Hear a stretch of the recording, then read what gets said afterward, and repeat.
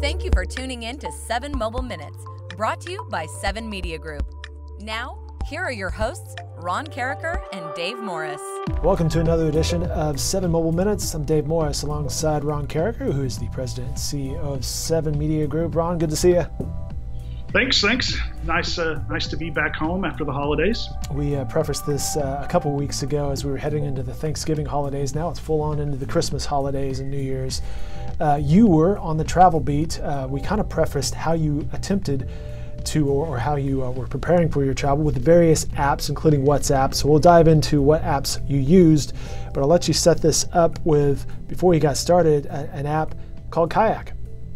Yeah, I think a lot of people that travel know what Kayak is. Or websites. Yeah. It's kind of like a Priceline. Well, actually, they even suck in like Priceline, Expedia, and some of those other ones. They pull them in for their feeds and things. So it's airlines, hotels, rental cars. I use it a lot. They got cool alerts and different things. But one of the cool things about it, it's kind of buried a little bit, is it has this really cool little AR component that lets you hold your phone over your luggage, and it does like this three-dimensional diagram of it, and it tells you if it'll fit in the overhead.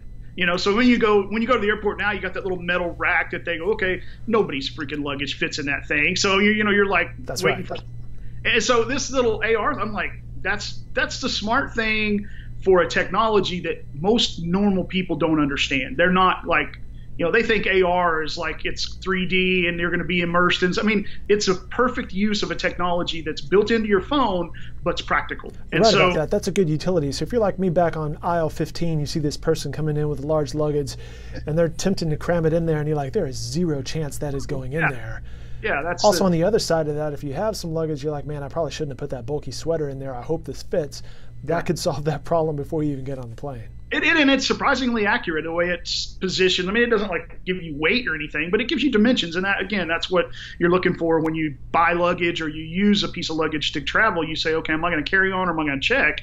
So that was just cool. And that's something, like I said, that I use Kayak almost exclusively when I'm looking for travel, and then I wind up maybe on different websites to book it or hotels or whatever. But just having those little extra pieces inside of an app make that app more useful to me versus an Expedia or something like that. So it was helpful. One of the things we discuss here on 7 Mobile Minutes, I should say, is various use of mobile technology throughout all walks of life. So there's various apps that could, to Ron's point about the luggage, measure your room if you're trying to paint or put furniture in the room or something like that. But once you're on the trip, a very useful website app is called TripIt, and I believe you used it on your trip as well. Yeah, so I was trying it out. I'd had it before and didn't really use it that much, but it was helpful. So we traveled to Italy. I took the family there for the Thanksgiving holiday break. Cannoli for Thanksgiving. I got something fun to mention about that. I don't know that I shared it with a lot of people, but I'll tell you here in a minute. But so TripIt was really good. We had 3 different people with air travel and booking, and then the hotels. So we stayed in multiple cities, and then the tours we booked. We did a cooking class one day in Florence, and we did a tour of the Colosseum and the Vatican. So what's cool is TripIt is that everything goes into your email. You sync your email up with it. Anything that's travel related, it identifies it and it pulls it into the app, and it just creates your itinerary on the fly. So you got a reminder, hey Ron, you've got a cooking class coming up. Exactly. Hey, you've got a tour that you booked. These tickets, it's all combined. And there's some pieces to it that, like you mentioned before when we were talking offline, that there's some pro features which I don't know what I'm missing yet, but it made me feel like, okay, this is something that's intuitive, it's helpful. I'm not a professional application developer, or I don't need an app all the time, but I travel often enough that it's nice to have something in one place, to have it all pulled together, and you don't really have to do a lot. It just kind of does it for you. So that was a helpful tool to have, during the trip, before and during and everything. You had mentioned once you got to Italy, you texted me, hey Dave, check out this parking situation and the cameras and the app that was used there. What was that called again? So I can't remember the name of the app. I'll have to look it up. We can share it, after you edit the video and stuff. But I'll look it up. The thing with it is, so it told me a couple things. One is the technology and the cost of technology has come way down. So what happened is we're driving on the highway, on the toll roads in Italy, and there's convenience store stops, truck stops, so to speak, at each one of these places between the cities we're in.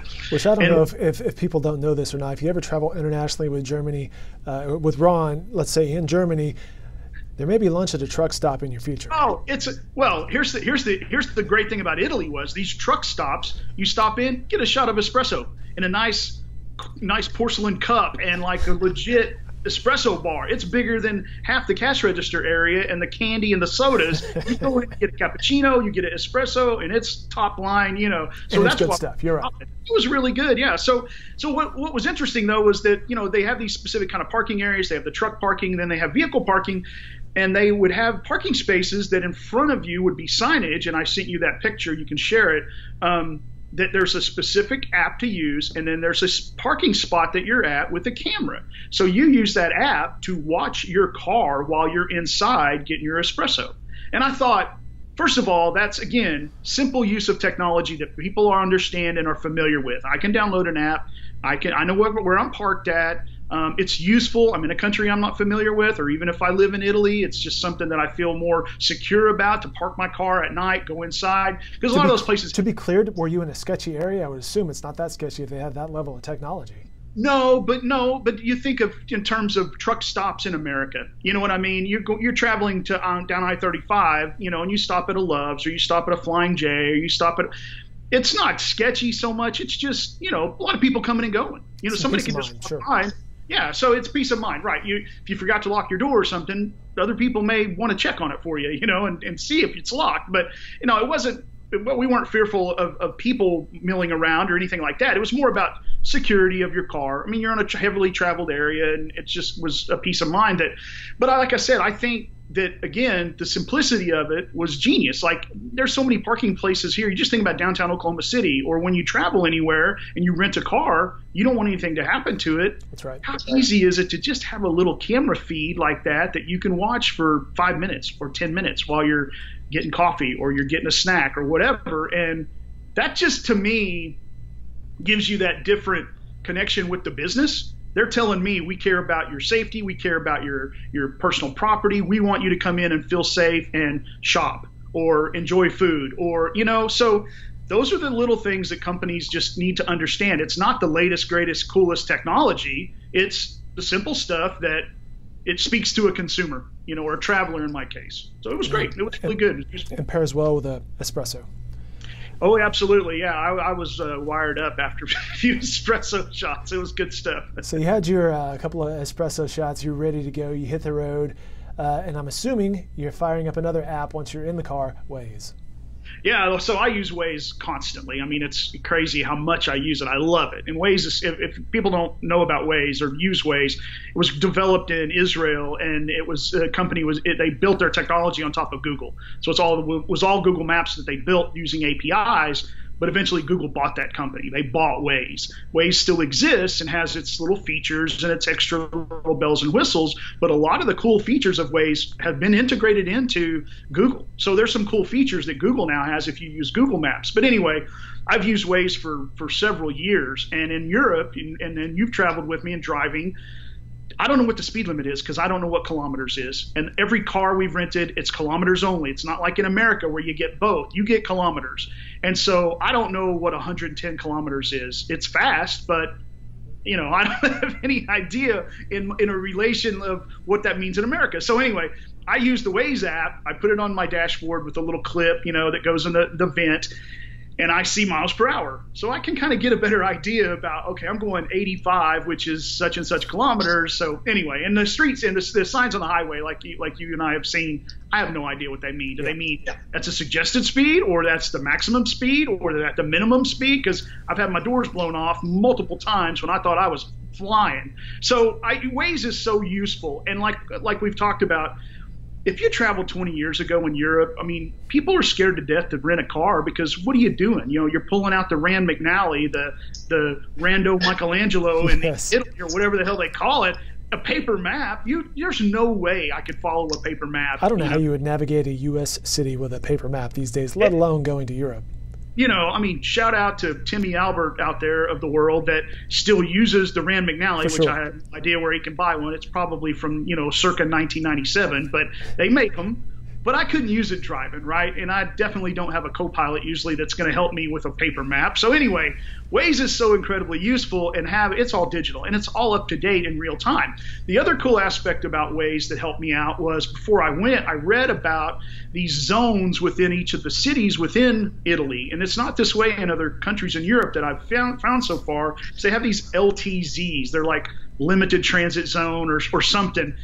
They're of an invisible line that encircles that goes around the city's center that limits your access, or at least if you want to go into the city deeper, you have to have a permit.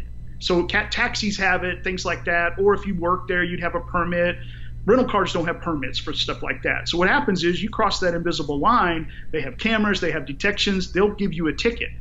So, I was avoiding that at all costs, but when I got to Italy, I'm thinking, how am I going to know, where these zones are? I don't know what the signs say. I don't know what to look for. Waze had it built in. When I got near one of those zones, it would perimeter the city and show me where on the map I was in relation to that LTZ, and I would avoid it. So again, saved me some money, but it's incredibly helpful that it just was built in. It knew I'm in Italy. You have these zones. You don't want to go there. So you kind of like the feature in Waze where it says, do you want to travel this route and avoid turnpikes? And you can say yes, and it'll give you back roads or whatever. So again, technology, simplicity, something I use every day, but had an extra little feature in it that I was like, great. Who knew? We'll wrap this up. One of the things that Richard Branson, the visionary and the owner behind Virgin, said a long time ago, if you want to develop a business, figure out two things. What do you like and what do you not like? So at some point, someone decided, I don't know how to travel in Europe perhaps without a paper map. I need to figure that out, or something like that. Hey, how do I avoid? Somebody somewhere said, you know what, we could put this in an app. Well, and again, like I've said so many times, and I mean, my whole company's built on this premise, is that simple is a lot of times better. Technology is fantastic, but if nobody knows how to use it or implement it or understand it, then it's useless. You know what I mean? I mean, it's just not something that, and it doesn't have to be, change your life kind of development or technology. It's just got to be something that you go, yeah, I didn't know I needed that, or I need this. What can I find that will help me with this? And then everything. I do want to watch the rental car as I sip on this espresso. Who knew? Exactly right. And to put it nicely, Italy was pretty freaking awesome, and the technology helped me out at every turn. So it was wonderful. Fantastic. All right, that'll do it for this edition of 7 Mobile Minutes. You can learn more about 7 Media Group by going online to that URL you see right there, 7mediagroup.com. Ron, as always, thanks for your time. We'll catch you next time. Thanks, Dave.